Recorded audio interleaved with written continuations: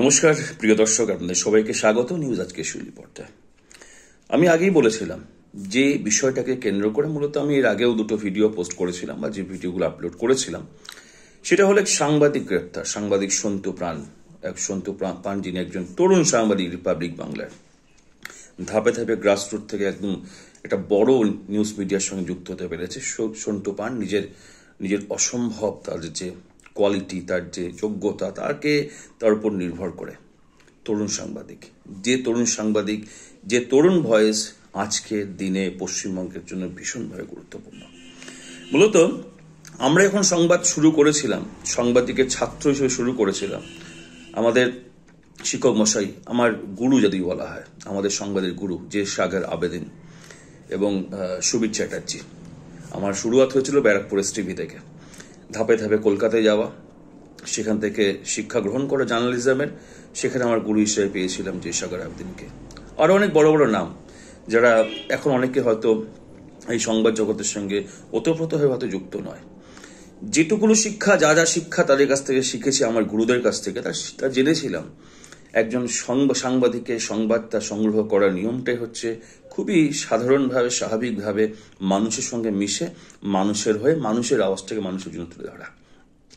News আজকে শিউলি যখন আমরা খবর করতাম কেবিল চ্যানেলের মধ্য দিয়ে, কেবিল বন্ধ হয়ে যাওয়ার পর অগত্যা গতি হয়েছিল আমাদের কিন্তু ইউটিউব, যদিও সেই ইউটিউবের মধ্য দিয়ে যখন আমরা খবর তুলে ধরি, খবর করি, 2011 সালের পরে কিন্তু একটা সমস্যা দেখা দিয়েছে, যেটা কিন্তু সবসময় কিন্তু স্টেট কাট বা একটু খুলে খেলবো, এটা করার আগে না 10 বার ভাবতে হয়। যদি এটা আমরা ভাবি কেন, যে আমরা তো ছোটখাটো মাধ্যম, আমাদের ভাবতে হয়। হয়তো বড় মাধ্যম যেখানে সন্তু প্রাণ যুক্ত ছিল বা যেখানে সুমনদা আছে, সুমন দে, তাদের তো এটা ভাবার দরকার পড়ে না, কারণ তাদের ব্যাকবন্ড অনেক স্ট্রং। কারণ তাদেরকে যদি এরকম কোনো ঝামেলায় পড়তে হয়, তাদের জন্য দেখা যায় দেশ বিদেশের, হয়তো দেশের বিভিন্ন বড় বড় অ্যাডভোকেটের ঝাঁপিয়ে পড়ে তাদেরকে রেস্কিউ করার জন্য। কিন্তু ভাবতে হয় আমাদের মতো ছোট মাধ্যমকে, যারা কিনা একটু খুলে খেলতে যায়, কি বিপদ অপেক্ষা করছে। এরকম অভিজ্ঞতার সম্মুখীন আমাকে জীবনে হয়তো প্রথমবারই হতে হয়েছিল গত পঞ্চায়েত ভোট, অর্থাৎ 8ই জুলাই, দিনটা ভুলবো না, যখন খবর পাই যে যেখানে তৃণমূল এক প্রকার ভোট লুট করতে চলে এসছে এবং অসহায়ের ভাবে পরিচিত ছিল বিজেপির প্রার্থী, কংগ্রেসের প্রার্থী, এরা কিন্তু কান্নাকাটি করছে, এরা প্রতিবাদ করছে, এরা কিন্তু ভোট ক্যাম্পের মধ্যে থেকে শুরু করে চিৎকার চেঁচামেচি করছে লুট হয়ে যাওয়ার পরে, এবং রাস্তাঘাটে সিপিএম ক্যাম্প থেকে হই হুল্লোড় চিৎকার চেঁচামেচি। এবং সেই ভিডিওটা করার অপরাধে কিন্তু আমাকে কি সমস্যায় পড়তে হয়েছিল আমি জানি সেটা। এবং সেখানে কিন্তু আমি এই যে প্রতিবাদটা তুলেছিলাম, তাদের ভয়েসটাকে তুলেছিলাম, এটা আমি কিছু পাবো বা তারা আমার পাশে কেউ দাঁড়াবে তা ভেবে নয়। আমি সাংবাদিক হিসাবে একটা সহজ জিনিস, যে আমাকে সমাজে সাদাটাকে সাদা, কালোটাকে কালো তুলে ধরতে হবে, সেই প্রেক্ষাপটে বা সেই বিচার বুদ্ধি দিয়ে। মূলত পরবর্তীকালে এই সন্তু প্রাণের অভিজ্ঞতা থেকে আমার যেটুকুন উপলব্ধি হয়েছে, যেটা হয়তো সবারই হয়, যে পুলিশ প্রশাসন তাদেরকে গ্রেপ্তার করে নিয়ে যায় সরকারি নির্দেশে, তারা কিন্তু বোঝে যে এটা অন্যায় হচ্ছে, কিন্তু তাদের কিছু করার থাকে না, কারণ তার উপর উপরওয়ালার নির্দেশ থাকে। তারা জানেন যে সাংবাদিক হিসেবে তার দায়িত্ব সে পালন করছিল, এবং সেক্ষেত্রে তার সঙ্গে বাজে ব্যবহারের কোনো প্রশ্ন উঠছে না, যেটা আমার ব্যক্তিগত অভিজ্ঞতা বলা হয়। আইপিএস অফিসার পর্যন্ত সম্মান করেছেন বা করেন। এখন সংবাদ মাধ্যমে থেকে বা সাংবাদিক হিসেবে বা সংবাদটাকে ভালোবেসে, এই ব্যাপারটা কিন্তু একটা বড় প্রাপ্য, বড় পাওনা বলা যেতে পারে। অর্থাৎ সবার এই যে পোশাক বা উর্দিটা আছে, যাকে গালাগালি দেয় মানুষ, এর পিছনেও কিন্তু একটা মানুষ থাকে, এই পিছনে একটা প্রাণ থাকে, যে কিনা ভালো খারাপ বোঝে বা বিচার করে। সুতরাং সেদিক থেকে বুঝতে হবে যে এর আসল পিছনে যার ভুল ত্রুটি রয়েছে সে হলো রাজ্যের শাসক দল, রাজ্যের সরকার। তারা যদি সঠিকভাবে সিদ্ধান্ত নিত, সে মানুষগুলো, সন্দেশখালীর বঞ্চিত মানুষগুলোর কথা শুনতো, তাদের দাবি দেওয়ার প্রতি যথেষ্ট ন্যায্য ভাব দেখাতো, তাহলে হয়তো আজকে ঘরের গৃহবধূ যারা ঘরের কাজের বাইরে তারা মুখ দেখায় না, তারা রাস্তায় নামতো না। তারা সবাই রানী ঝাঁসির বাই হয়ে গেছেন। কেন হয়ে গেছেন? তার কারণে বাধ্য হয়েছেন, দেয়ালে পিঠ ঠেকলে যে কেউ এরকম হতে পারেন।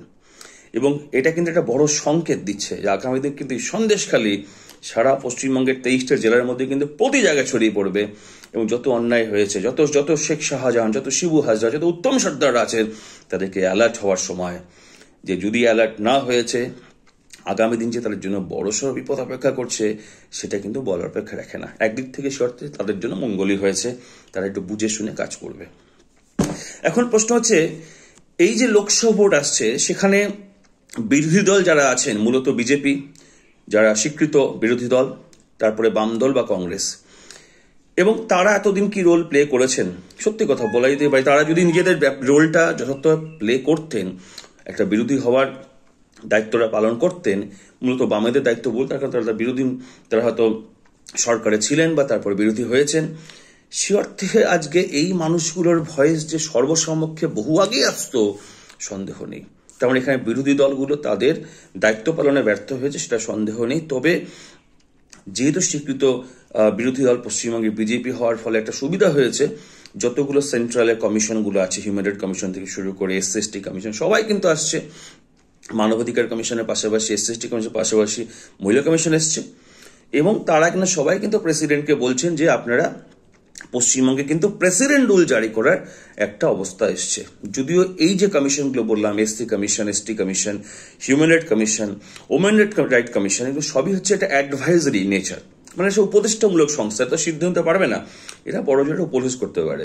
সিদ্ধান্ত নেওয়া বা না নেওয়াটা হচ্ছে অবশ্যই কিন্তু ইউনিয়ন ক্যাবিনেটের হাতে, মানে মোদী মন্ত্রিসভার হাতে, বাস্তব কথা।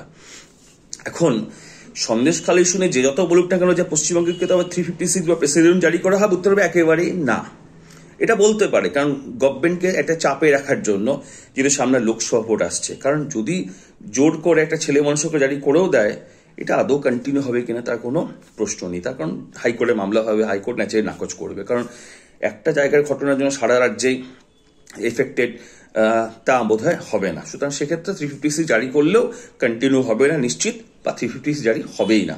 অর্থাৎ মোদী মন্ত্রিসভা, মোদী সরকার অত কাঁচা কাজ করবে না যে পশ্চিমবঙ্গে হয়তো 356 জারি করে দিয়ে একটা সেই অর্থে কারাপ্ট সরকারকে তারা ক্ষুদিরাম বানিয়ে দেবে, ভগৎ সিং বানিয়ে দেবে, তা হওয়ার চান্সই নেই। তথা পশ্চিমবঙ্গে মোদী সরকার 356 বা প্রেসিডেন্ট রুল করবেন না, বাস্তব কথা বলে রাখছি।